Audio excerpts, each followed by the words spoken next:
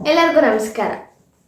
ನನ್ನ ಹೊಸ ವಿಡಿಯೋಗೆ ಎಲ್ಲರಿಗೂ ಸ್ವಾಗತ ಸುಸ್ವಾಗತ. ಇವತ್ತು ನಾನು ಹೇಳಕ್ ಹೊರಟಿರುವಂತಹ ಟಾಪಿಕ್ ಹಾರರ್ ಸ್ಟೋರಿ.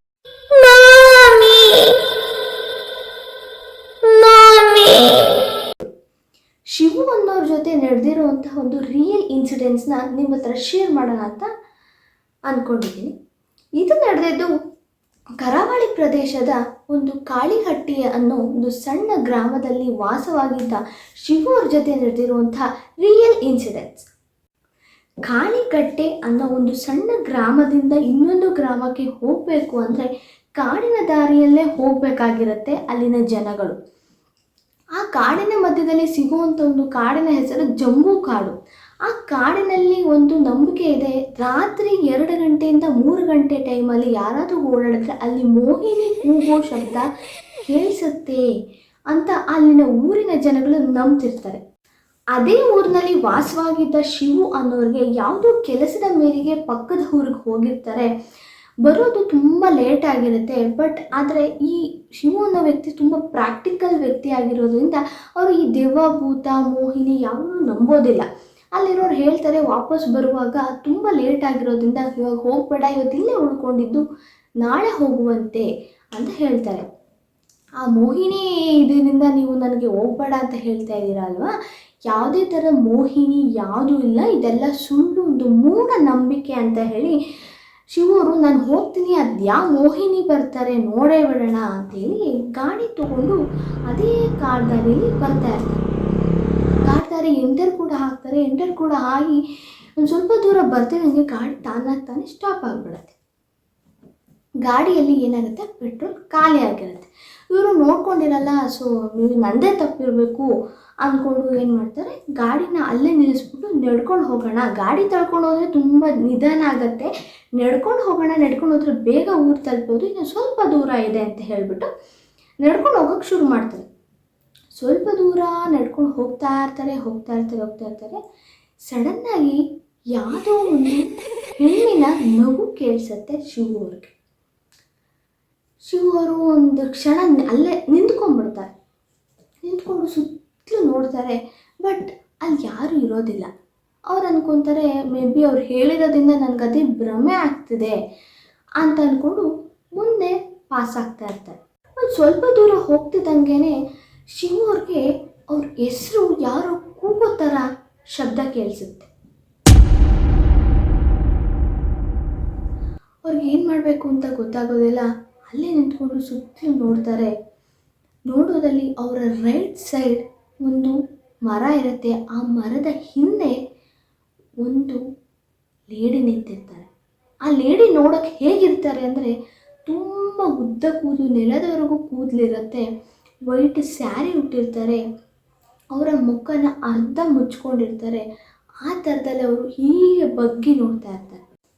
ಶಿವು ಅವ್ರಿಗೆ ಲೈಟಾಗಿ ಭಯ ಆಗೋಕ್ಕೆ ಶುರುವಾಗತ್ತೆ. ಭಯದಲ್ಲೇ ಮೋಹಿನಿ ಹತ್ರ ತಿರುಗಿಬಿಟ್ಟು ಯಾರು ನೀನು ಅಂತ ಕೇಳ್ತಾರೆ. ಇವರ ವಾಯ್ಸ್ ಕೇಳ್ತಿದ್ದಂಗೆ ಆ ಮೋಹಿನಿ ನಿಧಾನವಾಗಿ ಮರದಿಂದ ಈಚೆ ಬಂದು ಇವರ ಹತ್ರ ಬರೋದಕ್ಕೆ ಶುರು ಮಾಡ್ತಾಳೆ. ಹತ್ರ ಬಂದು ಸ್ವಲ್ಪ ಹೇಳ್ತಾಳೆ, ಶಿವು, ಇಷ್ಟು ದಿನ ನೀನು ಎಲ್ಲಿದ್ದೆ? ನಾನು ನಿನ್ನನ್ನೇ ಹುಡುಕ್ತಿದ್ದೆ. ಇವತ್ತು ನೀನು ನನಗೆ ಸಿಕ್ಕಿದೆಯಾ? ಇನ್ಯಾವತ್ತೂ ನಾನು ನಿನ್ನ ಯಾರಿಗೂ ಬಿಟ್ಕೊಡೋದಿಲ್ಲ ಅಂತ ಹೇಳ್ತಾಳೆ. ಶಿವರು ಭಯದಿಂದನೇ ಅವರ ಕಣ್ಣು ಆ ಮೋಹಿನಿ ಕಾಲ ಹತ್ರ ಹೋಗುತ್ತೆ.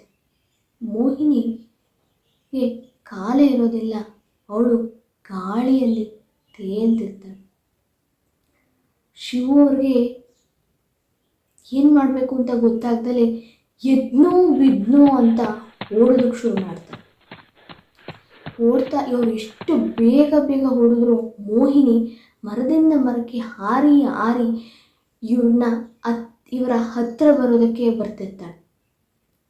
ಕೂಗಿ ಹೇಳ್ತಿರ್ತಾಳೆ ಮೋಹಿನಿ, ಶಿವು ಓಡಬೇಡ, ನಾನು ನಿನ್ನ ಏನು ಮಾಡಿದ್ರು ಬಿಡೋದಿಲ್ಲ, ಎಲ್ಲಿಗೂ ಹೋಗೋಕ್ಕಾಗಲ್ಲ, ನೀನು ನನ್ನಿಂದ ತಪ್ಪಿಸ್ಕೊಳ್ಳೋದಕ್ಕಾಗೋದಿಲ್ಲ, ಶಿವು ನನ್ನ ಬಿಟ್ಟು ಹೋಗಬೇಡ ಅಂತ ಕೂಗಿ ಹೇಳ್ತಿರ್ತಾಳೆ ಮೋಹಿನಿ. ಶಿವರು ತುಂಬ ಜೋರಾಗಿ ಓಡಿ ಓಡಿ ಓಡಿ ಊರು ಬಾಗಿಲು ತಲುಪ್ತಾರೆ. ಅಲ್ಲಿ ತಲೆ ಸುತ್ತಿ ಬಿದ್ದೋಗ್ಬಿಡ್ತಾರೆ.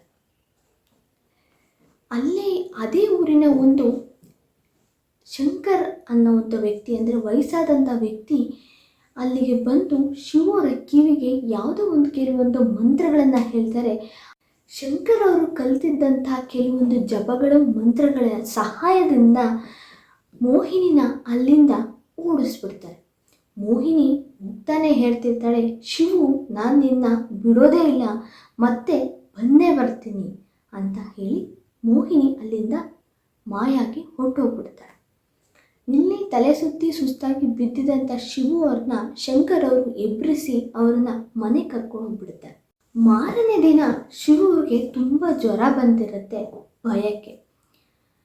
ಶಿವರ ತಾಯಿ ಅವರನ್ನು ಅದೇ ಊರಿನ ದೇವಸ್ಥಾನಕ್ಕೆ ಕರ್ಕೊಂಡು ಹೋಗಿ ಪೂಜೆ ಮಾಡಿಸ್ಕೊಂಡು ಬರ್ತಾರೆ.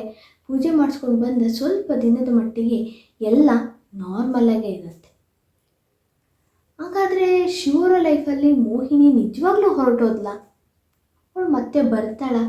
ಬಂದರೆ ಯಾವ ರೂಪದಲ್ಲಿ ಬರ್ತಾಳೆ? ಅದರ ಮುಂದೆ ಏನಾಗುತ್ತೆ?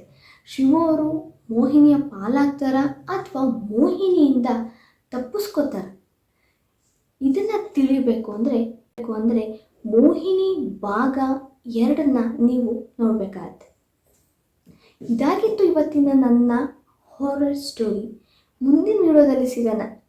ಇನ್ನೂ ಯಾರ್ಯಾರು ನನ್ನ ಪೇಜ್ನ ಹೊಸದಾಗಿ ಫಾಲೋ ಮಾಡ್ತಾ ಇದ್ದೀರಾ, ಪ್ಲೀಸ್ ಸಬ್ಸ್ಕ್ರೈಬ್ ಆಗಿ ಆ್ಯಂಡ್ ನಿಮ್ಮ ಫ್ರೆಂಡ್ಸ್ ಆ್ಯಂಡ್ ಫ್ಯಾಮಿಲಿಗೆ ಶೇರ್ ಮಾಡಿ ಆ್ಯಂಡ್ ನನ್ನ ಹೊಸ ಪೇಜ್ನ ಸಪೋರ್ಟ್ ಮಾಡಿ ಅಂತ ಹೇಳ್ತಾ ಈ ವಿಡಿಯೋನ ಇಲ್ಲಿಗೆ ಮುಗಿಸ್ತಾ ಇದ್ದೀನಿ.